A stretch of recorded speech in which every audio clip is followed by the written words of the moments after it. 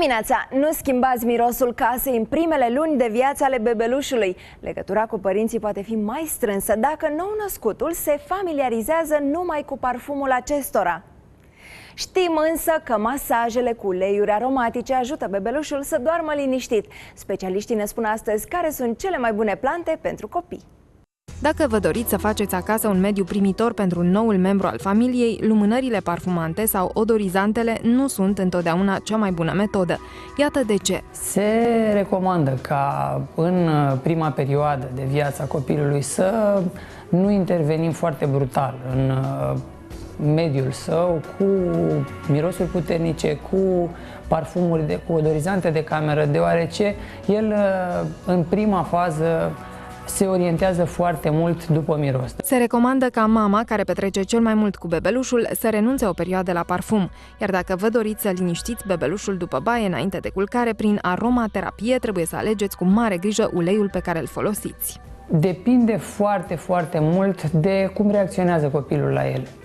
Sunt copii care nu le tolerează foarte bine, sunt copii care devin agitați și atunci e clar că o să ne oprim. Întotdeauna când folosim, dacă vrem să folosim genul ăsta de preparate, să spunem, o să ne ghidăm după reacția copilului.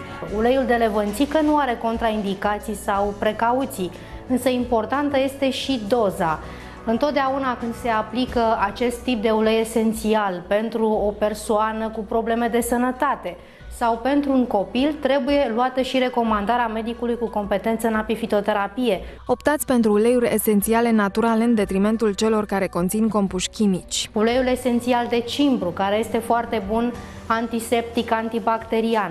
Uleiul esențial de busuioc, foarte folosit pentru anumite tipuri de afecțiuni ale căilor respiratorii. Însă întotdeauna când aceste produse se folosesc în cadrul aromaterapiei pentru copii, e important ca medicul pediatru să aibă un cuvânt de spus. În plus, mizați și pe celelalte detalii ale aromaterapiei dincolo de alegerea uleiului.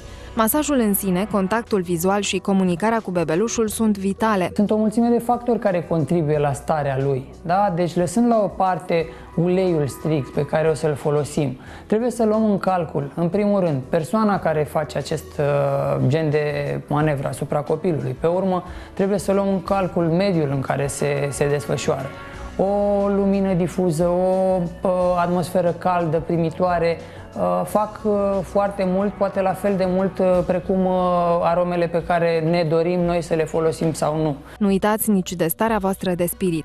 Aceasta va fi oricând transmisă celui mic, așa că ar fi bine ca părinții să fie ei înșiși relaxați atunci când vin în contact cu bebelușul. Accesați astăzi csid.ro ca să aflați care sunt cele mai bune sfaturi de îngrijire a copiilor și iubiți sănătatea, că e mai bună decât toate. Pe mâine!